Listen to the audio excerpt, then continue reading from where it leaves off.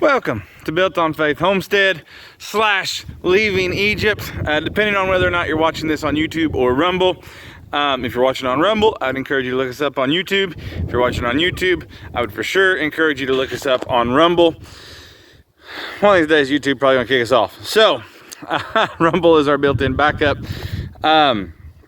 Please remember to like and subscribe if you enjoy the videos that you're watching. But today's video is a day of preparing. Today's video is a day of getting ready and prepared for what I consider to be a holiday in the state of Missouri. This Saturday will be the opener of the regular rifle season for whitetails, right? So we get to break out the boomsticks and get after some whitetails, and I'm looking forward to that. We've had bow season going on, we've had a youth season that has went on, and this Saturday opens up the regular whitetail season, and I'm amped up and excited for it. Now, I know Thanksgiving's coming up, I know Christmas is coming up, and I'm not taking away from those holidays, right? You take Thanksgiving and you take that time to be thankful for the things the Lord has provided for you. And as far as marquee holidays go, Thanksgiving's truly my favorite. I really enjoy it. Because for me, it's very much a time of Thanksgiving. It's the dinner, it's the family, it's the time around the family, and the time of enjoying eating and talking about the things of the Lord without all the craziness of the gifts. So I enjoy Thanksgiving probably the best. And we got Christmas, which of course is the time that we celebrate the birth of Jesus Christ. Sorry, I was blowing bubbles and I was trying to figure out what was going on. We get to celebrate the birth of Jesus Christ, which is obviously most important. However, it's been so commercialized and all that it's hard for me. There's so much, people put so much pressure on one another around Christmas time. It drives me insane. Blows my little sized mind. But right now, this Saturday is the opener for rifle season, and I look more forward to that than I do any other time of the year. As far as things you're looking forward to when the year starts. And part of the reason why is I have a lot of history attached to deer season. I have a lot of time spent in the woods with my dad, with an uncle, with my stepdad, with my mom, and now with my children and with my wife. And so all of those memories, right, all of that history begins to flood up, and you begin to remember all of the hind end numbing pain with the sheer times of excitement, all the times where your hands were frozen, your feet were frozen, right? You had snot running down your nose and you're trying to sit really, really still because here comes a deer, with the excitement of harvesting that deer. And so getting to see somebody harvest a deer for the first time, or getting somebody involved in hunting that's never been involved with it, and remembering all of that really, really, really blesses me. And what blesses me even more than that is getting to spend time in the great outdoors, right? The creation that the Lord has created for us. The creation that is all around us, to see God's majesty, to see His greatness, to see His power, to see that He spoke all of these great big oak trees and hills and hollers. He spoke all that into existence, right? And to sit back and really allow yourself to be humbled by the majesty of God.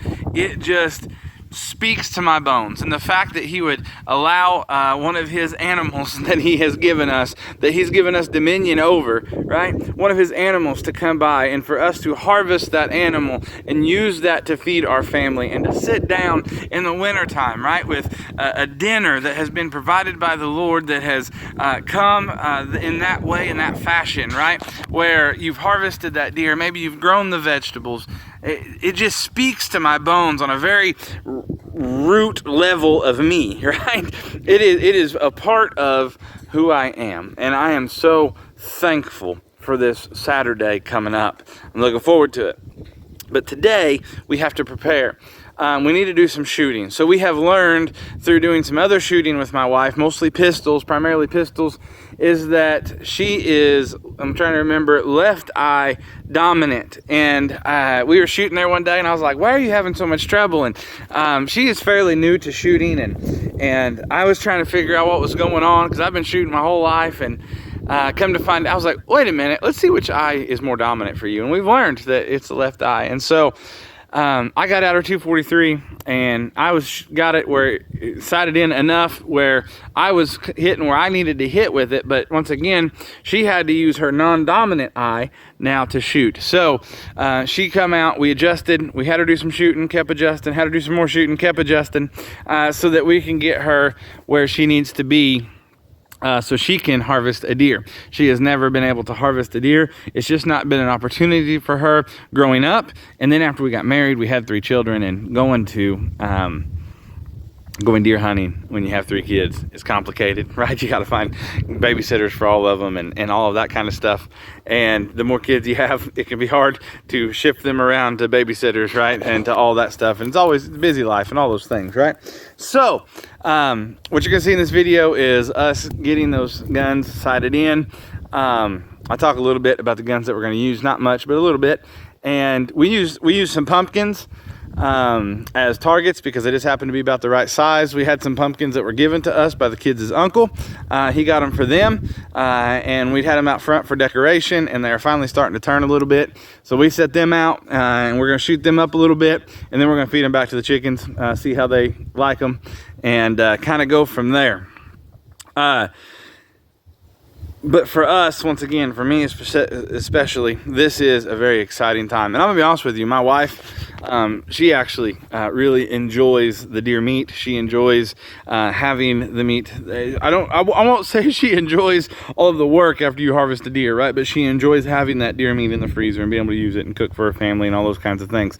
So it's one of those things that really blesses us, right? And once again, coming back to that history and thinking about all those times in the woods and those times in hunting blinds and the times that we laugh and the times that we are saddened by missing a deer or messing up the hunt, and the times that we've harvested this deer or that deer, this deer come in from a different way than we ever expected it to, and how it either worked out or it didn't work out. Even as Luella's walking up to me here, thinking about the snacks that are even involved sometimes with the deer hunting, right? And the enjoyment. One of the places we like to hunt at is my wife's grandma's, right? And if we harvest a deer over there, she's as excited as the rest of us, right? She wants to see it. She don't even eat deer meat, but she wants to see it, and she's all excited about it, right? And so having all of that attachment to it just brings it to that much more fun. Now, I'm going to say this. Obviously, you know, you take your phone out there for safety purposes or whatever. That's something I had to learn after I got married. I never would take my phone hunting before that. I didn't like it. But I compromised with my wife. I take it. It's on silent. Get off your phone. Take it for safety purposes. That's fine. But don't sit out there and play around on Facebook and YouTube and even watch our videos or any other videos on silent or anything like that. That's not what it's about. You're missing the entire point. And if you take your children, listen, I know this may be whatever. I'm not telling you what to do. You be a parent. You parent your kids how you want to parent your kids. But I want to give you another option, maybe. If you're taking your child, which I think you should, even if they're not old enough to pull the trigger. I went for years and years and years and years and years and never was old enough to pull a trigger. Up and until in Missouri back then, you had to be 12 years old. And so, take your children with you. Let them experience wilderness. Let them experience squirrels and rabbits and a bobcat and a turkey and to see the deer and all of that stuff. Let them experience that. And it's really hard for them to experience it if they're just playing a game on their phone all the time. You want to give them a game to play with for a little bit, whatever, that's fine. But they need to understand that there's other enjoyment in life besides their smartphone, right? And when we go hunting and we get glued to our phones or whatever, we're completely missing the point. We're missing the whole point of getting out and about and doing those types of things. And so they also need to understand there's things in life that aren't instant satisfaction, right? So the Google generation, right? Everything's instant satisfaction. And deer hunting's not that way sometimes. Man, sometimes it is. You're waiting on daylight and you got deer all around you and, right, boom, boom, boom, and you're good to go. But other times, right, it's work and it's a grind and it's enjoying the wilderness that is around you and enjoying the creation that God has put all around you, and to really look and study the oak tree, right, or the pine tree or whatever it is, and to really think about how long it's been there and what it's went through and the seasons that it has seen and the weather extremes, to really think about that stuff. It's as much about that as anything. So I would encourage you, right? Turn the phone off, or put it on silent, put it in your pocket, whatever, where they're not just playing with it the whole time. But anyhow, in this video, do a little bit of shooting, getting prepared. Come along with us if it's something that you think would be interesting to see. My rifle, 30-06, is what I will be deer hunting with. I am a huge believer in the 30-06 and the 30-30 rounds. Just have had a lot of success over the years with them. Lots of knockdown power. Deer usually don't, if they do go very far, or if they don't just drop, they usually don't go very far. And then my wife will be hunting with a 243.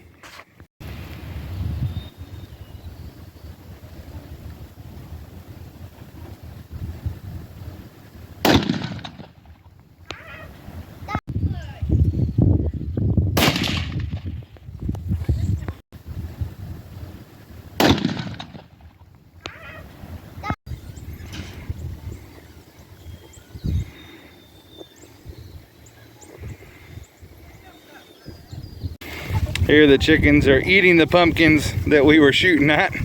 They seem to like the pumpkin pretty well. Those guys, they haven't even attempted the pumpkins yet, but I'm sure they'll work their way over there to them before the night is over. Give them something to eat on for sure. All right guys, we're done shooting. Something else I want to mention. In this video, you've seen our children. You've seen the two little girls. And yes, we had them out here with us.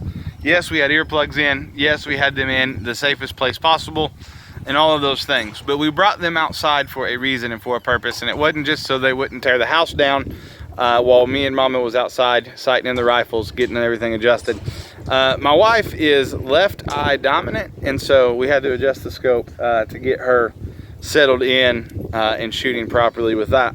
So it took some time. We had to do quite a bit of shooting, which is okay. There's nothing wrong with that. That's why you do this kind of stuff, right?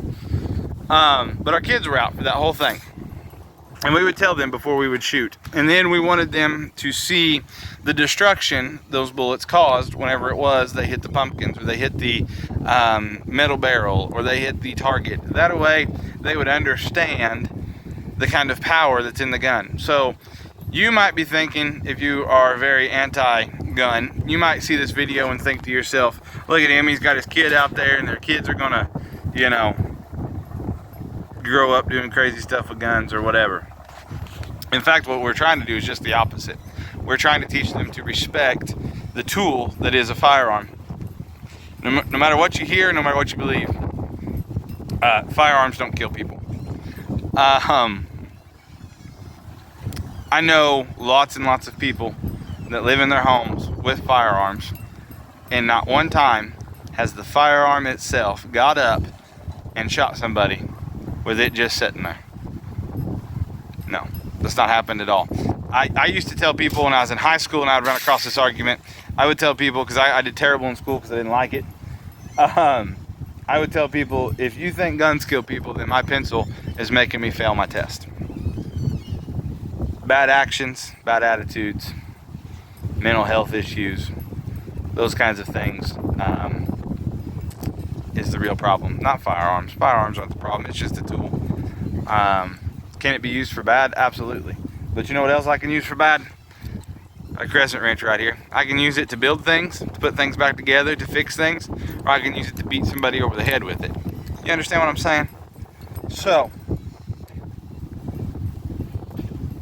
we choose to raise our children up to respect, to learn, to how to safely operate firearms. Obviously, they're too young right now to operate firearms, so it is about letting them see the destruction they cause. Let them feel the boom that comes out of the gun.